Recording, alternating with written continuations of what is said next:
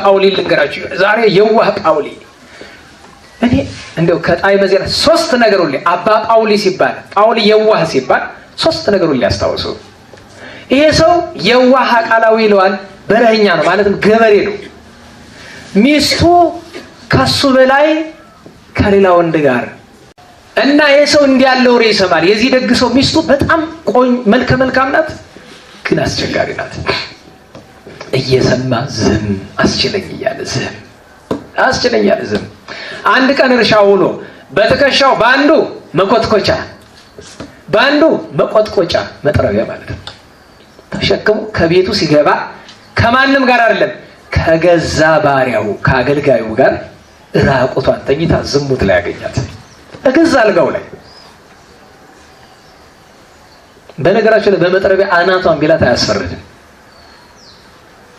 አባ ጳውሊን ግን እንደሚለው ታውቃላችሁ፣ ሰሐቀ ወአክሞሰሰ ይላል። ፍግግ አለ ሰሐቀ። ሰው ሲናደድ ሊያለቅስ ይችላል፣ ሊስቅም ይችላል። የንዴት የእሱ ግን ምን እንደሆነ ታውቃላችሁ? ሲመስለኝ ሰውኛውን ነው የአባ ጳውሊን አደረገ። እንደኔ ቢሆን ተገላገልኳት ያለ ይመስለኛል። ምክንያቱም ተደብቃ እንደምታደርገው ያውቃል። ከዚያ ምን አለ? ተነሱ አለ፣ ልብሳቸውን አለባበሰ። በል ወንድሜ ሀብቴን ውረስ፣ እሷንም ውሰዳት፣ ከዚህ በኋላ እኔ አትወድም፣ ልጆችንም ውሰድ፣ ሁሉንም ውሰድ፣ ደህና ሁኑ።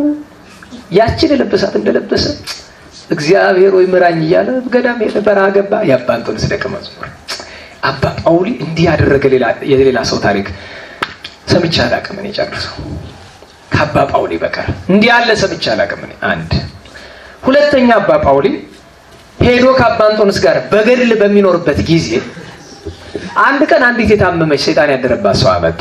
አባ እንጦንስ ዘንድ ሲያመጣት አባ እንጦንስ ስራ ላይ ነበርና ለልጅ ለጳውሊ ስጧት፣ እሱ ይፈውሳታል አለ። አባ ጳውሊ መፈወስ ይችላል፣ እግዚአብሔር ሀብት ሰጥቶታል፣ ግን ክብሩ ሊገለጥበት ነው። ስለዚህ ምን አለ? ሰው ሳይሰማ ቀስ ብሎ ጠጋ ብሎ ያቺ ሴት የታመመች ጆሮዋ ላይ ያደረባትን ጠላት ነው አባቴ እንጦንስ ሲልህ ውጣ ውጣ። ለካ ሰይጣንም እንዳንዳንድ ጅል ሰው ያደርገዋል። የፈራው መስሎታል። የፈሩት አንተስ ማን ነህ? እንጦንስስ ማን ነው? አልወጣም ነው አባቴን እንጦንስ ተሳደብክ? አዎ። ዞር ቢሉ የጋለ ድንጋይ አዩ። በረሃ ነው እኮ ጭው ያለ በረሃ። በረሃ ሲባል ለዚህ እንዳይመስልህ፣ ምናልባት ካብደራፊ ምናምን ከመተማ ይከፋል። እግራቸው ሲቆምበት ጠሽ ጠሽ ጠሽ አድርጎ የሚበላ እንደ ብረት ምጣድ ቆመው ዛሬ እግራቸው ጠሽ ጠሽ እያለ እየተቃጠለ ሕያው እግዚአብሔር ምስክሬ ነው አባቴ ተሰድቧልና ይሄ ሰይጣን ከዚህ ሰው ካልወጣ አልወርድም ማለት። የአባ ጳውሊ ወዳጅ የሆነ መልአክ መጥቶ እየቀጣ እየገረፈ ከሱ አስወጣው። በዘንዶ አምሳል ከሱ አወጥቶ ተወርሮ ከግብጽ ከአባ እንጦንስ ገዳም ኤርትራ ባህር ሲገባዩት ዘሎ እንዲህ አደረጉ። የዛሬ ፈዋሾቻችንን በዚህ መነጽር እዩዋቸው ብዬ ነው። ሌላ ማተታ የለውም አይደለም? አዎ። ሶስተኛው አባ ጳውሊ ማንም ሰው ገዳሙ ሊሳለም ሲመጣ ኃጢአታቸው ከግንባሮቸው ተጽፎ ይታየዋል። የማንም ሰው ግን ከንጽህናው ብዛት ከቅድስናው ብዛት የሁሉ ሰው ኃጢአት ይታየዋል። ዝም ብዬ አስበዋለሁ እያስተማርኳቸው ግንባሬ ላይ አረንዶ የእድሜ ዘመን አለ ዛሬ ከነገ የሰራሁት 3 አረፍተ ነገር ተጽፎ አቤት አቤት አቤት። አንዱ መጥቶ በቆመጥ አንዱ ይሄ እንዴት አያፍርም? ይሄን ሁሉ ኃጢአት እየሰራ ነው ታዲያ መድረክ ላይ ወጥቶ የሚለፈልፍ በላ።